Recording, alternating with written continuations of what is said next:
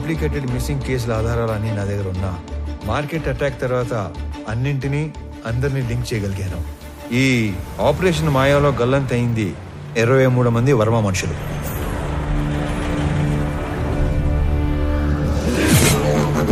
గల్లంత చేసింది మా Horsley hills ఏరియాలో మా కళ్ల ముందే తిరుగుతున్న మేకవన్నె తోడేళ్లు, the most dangerous highway killers.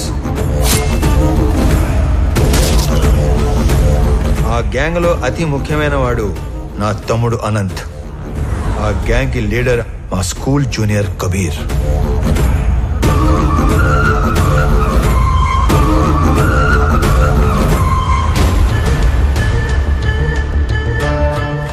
Hong Kong లో ఉండే red Sandalwood smuggler Viraj the 450 టన్నుల ఏ గ్రేడ్ ఎర్ర చందనాన్ని శేషాచలంలోని కీపర్స్ దగ్గర నుంచి మంగళూరు పోర్ట్ దాకా చేర్చే సీక్రెట్ ఆపరేషన్ నేచురల్ గా ఎస్పీ సపోర్ట్ తోనే జరుగుతుంది. కానీ ఎస్పీ దేవానంద్ కన్ను 100 కోట్లు విలువ చేసే విరాజ్ టోటల్ కన్సైన్మెంట్ మీద పడింది. దాని రిజల్టే ఈ హైవే కిల్లర్స్ గ్యాంగ్. ఈ కిల్లర్స్ గ్యాంగ్ బ్రేక్ ఇన్స్పెక్టర్లా నటిస్తూ ప్రభుత్వ వాహనాల్లో సీక్రెట్ రూట్ లో మాటు వేసేవాళ్లు. ఎర్రచందనం వచ్చే కంటైనర్ లారీల డీటెయిల్స్ వర్మ ముందే ఇస్తాడు కాబట్టి స్పెసిఫిక్ గా వాటిని మాత్రమే ఆపేవాళ్లు. డ్రైవర్స్ ని క్లీనర్స్ ని అతి క్రూరంగా చంపేసేవాళ్లు.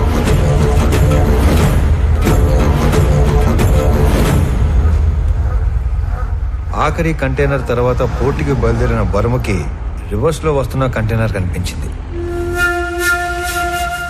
వెతుకుతూ వెళ్లిన వర్మ కిల్లర్స్ గ్యాంగ్ కంటపడ్డాడు. ఏం చేస్తున్నారా ఇక్కడ? కంటైనర్లతో పెట్టమేంట్రా? ఎవర్రా మీ అందరు నా కొడకలారా? నేను ఎక్కడో చూశాను రా. ఏ వర్మ, వీడిది మా పక్కూరేరా? అరే అరే ఆడికి తిరిగి సంబంధం లేదురా. అరే ప్లీజ్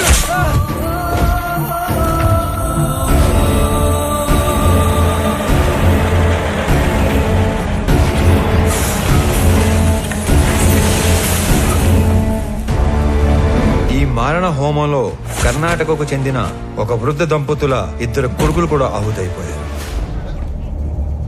అది కళ్ళారా చూసిన ఆ పెద్దాయన ఆ సమయంలో ఏమి చేయాలో తోచక భార్యని కాపాడుకోవడం కోసం అక్కడి నుంచి పారిపోయాడు.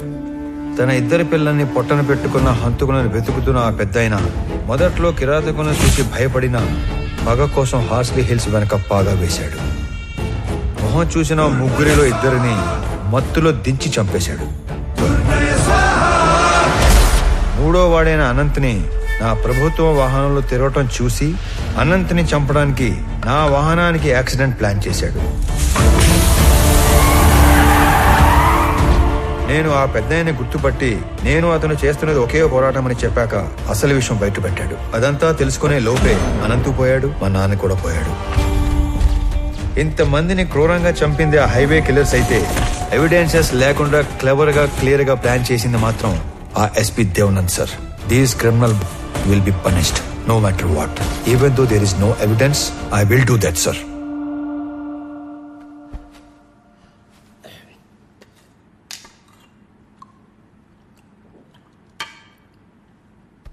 నువ్వు చెప్పింది వింటే నాకే భయం వేస్తుంది. ఎక్కడా సాక్ష్యాలు లేవు. ఎస్పీ దేవానంద్ దేశం వదిలి పారిపోయి ఉంటాడని మీ జిల్లా కలెక్టర్ కిషోర్ చెప్పాడు. ఎనీవే సీఎం గారు ఇమ్మీడియట్ గా red sanders anti smuggling task force form చేసి స్పెషల్ జీవో ద్వారా నిన్ను స్క్వాడ్ గా అపాయింట్ చేయమన్నారు. జస్ట్ ఇన్ టైం కదా. ఇప్పుడు నువ్వు ఏం చేయాలన్నా ఎవరిని అడగక్కర్లేదు. రేపే చార్జ్ తీసుకో. లేదు సార్, నాకు కొంచెం టైం కావాలి.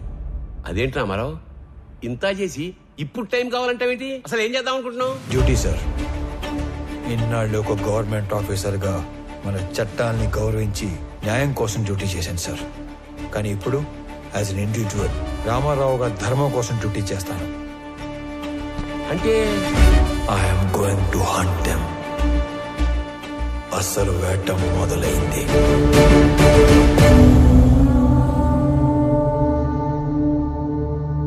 మీ రామారావు నాకు ఫోన్ చేసి చెప్పేంత వరకు ఈ కొండల వెనకాల ఇంత జరిగిందని, ఇంత మరుగుందని ఎవ్వడికి తెలియదు. ఇదేంద్ర స్వామి తలనోడి కింద పడుతున్నాయి. సర్లే గాని ఎరంపరం తెలియకుండా ఈ బాడీని గవర్నమెంట్ హాస్పిటల్కి చేర్చలేను. ఈ ఒక్క ముసలాడి 2 పిల్లల బాడీలు కాకుండా మిగతా శవాల వివరాలు ఒక్క రామారావు తప్ప చంపినాడు కూడా తెలిసి ఉండదు అనుకుంటా. ఏమైనా ఎప్పుడో సంవత్సరం క్రితం జరిగిన దాన్ని వెంటాడి మరి సాధించాడుగా మొత్తానికి. ఇంతకి ఏడా మనిషి వచ్చేస్తాడు సార్, ఎవరినో చూసి వస్తానని వెళ్ళాడు. అయ్యో స్వామి, ఆ రకం చూసొచ్చే రకం కాదు బా, కాల్చొచ్చే రకం.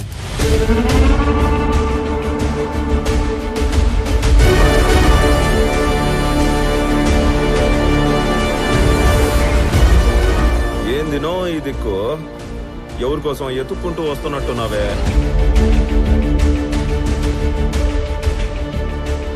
నీకోసమేరా. రే చప్పట్లు కొట్టుండ్రా. నా నువ్వు యాది కనిపెట్టగలిగినా నన్ను కనిపెడతావనే అనుకోనేలే. సీఎం ఆఫీస్ నుంచి ఎప్పుడైతే నేను ఎస్పీని పర్ఫెక్ట్ గా టార్గెట్ చేశానో, ఎవిడెన్సెస్ లేకుండా చేయటానికి గ్యాంగ్ లీడర్ అయిన నిన్ను చంపడానికి కిరాయి గ్యాంగ్ అని పెట్టాడు.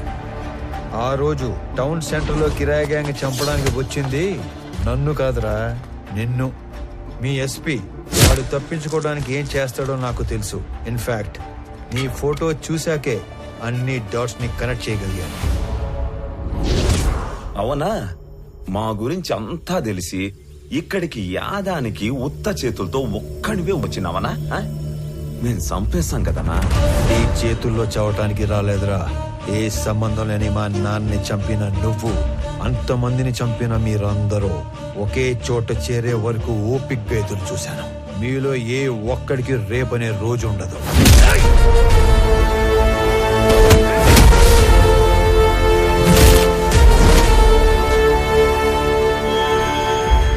ఆ విషయం కూడా తెలుసుకుంటివా అన్నా? నువ్వు మార్కెట్లో నన్ను వేయడానికి వచ్చిన రౌడీల్ని కొట్టక ముందు నిన్ను తక్కువ అంచనా వేసి నువ్వు ఒక్కడివే మేడ మీద పని చేసుకునేటప్పుడు చంపేద్దామని వచ్చిన.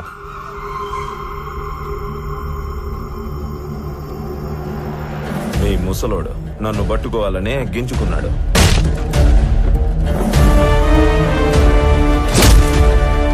నక్కల్ డస్టర్ తో ఒక్కటే దెబ్బ, రక్తం గారకుండా సింపుల్ గా చంపేసినాడు.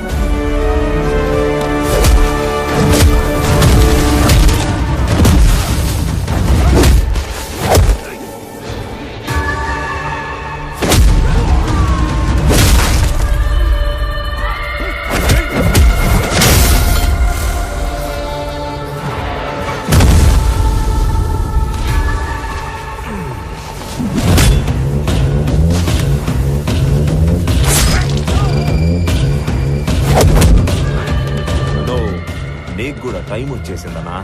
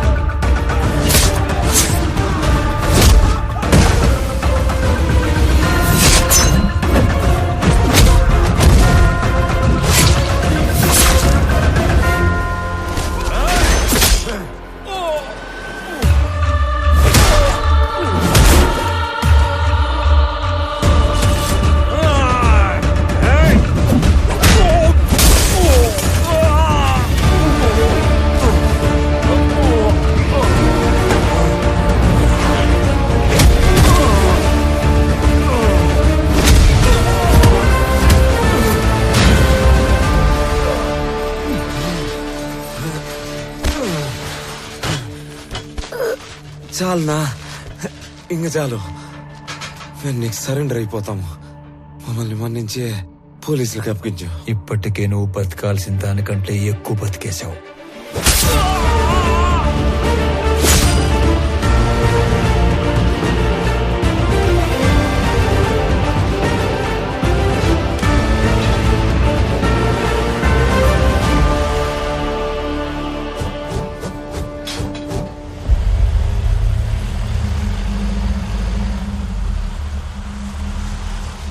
ఏదో వింత శకటం ఒకటి వస్తున్నట్టుంది. ఏం మహారాజా, ఏం తెచ్చా? మురళి గారు వాళ్ళని తీసుకొచ్చాను. అవునా? ఆ. ఆహా, 1 2 3 అబ్బో, తుక్కు రేకొట్టి భద్రంగా ఎత్తకొచ్చినట్టున్నావుగా. ఓరే సార్, నీకు డ్రైవింగ్ వచ్చిగా? ఇట్రా, ఈ బండిని తోలకెళ్ళి ముందు ఈ దొంగలందరికి కట్లు కట్టించి ఆంధ్ర స్టేషన్ తీసుకెళ్లి బొక్కలు నొక్కండి. తర్వాత తీరిగ్గా కేసులు బుక్.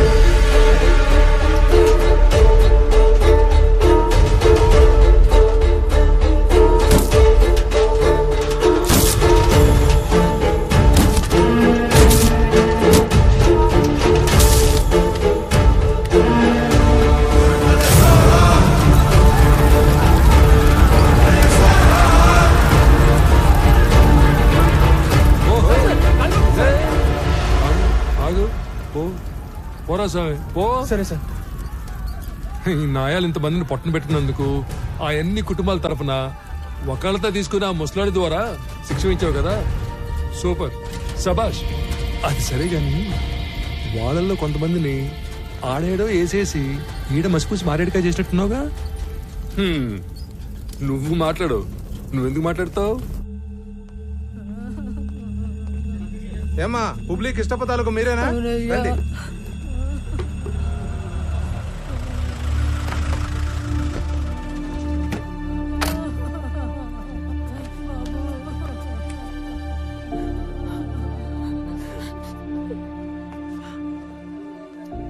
సారీ మాలిని. నేను చెప్పాల్సిన మాటది అన్నింటికి కలిపి సారీ. సురేంద్ర తాలూకు ఎవరమ్మా? బాడీ రెడీగా ఉంది, తీసుకెళ్ళండి. అన్యాయం రా ఇది. ఇంతమందిని చంపేశారు. కబీర్ గ్యాంగ్ ని క్లోజ్ చేసి మొత్తానికి ఒక ఎండింగ్ ఇచ్చాం. ఎండింగ్ కాదు, బిగినింగ్.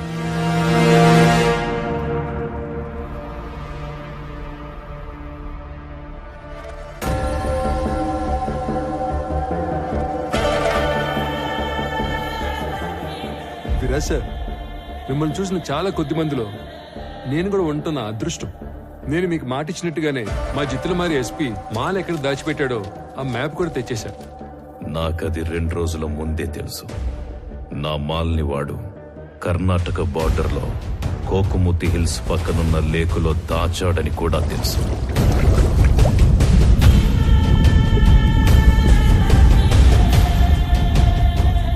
ఇది మొత్తం కనిపెట్టింది రామారావు అనే ఒక ఆఫీసర్ అని కూడా తెలుసు.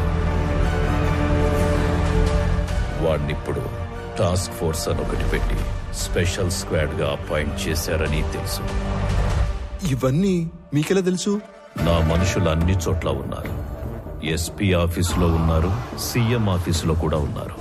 అయితే ఇంత నెట్వర్క్ ఉన్నప్పటికీ కూడా మా ఎస్పీ ఇండియా నుంచి పారిపోయాడుగా. Follow me.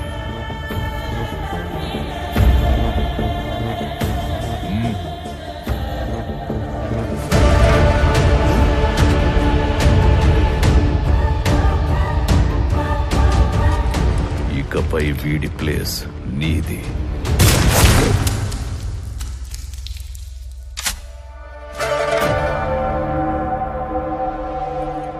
ఇప్పుడు ఆ రామారావు అదేదో స్క్వాడ్ కదా, ఆ చెక్కని ఒక్క ముక్కైనా తాకనిస్తాడు.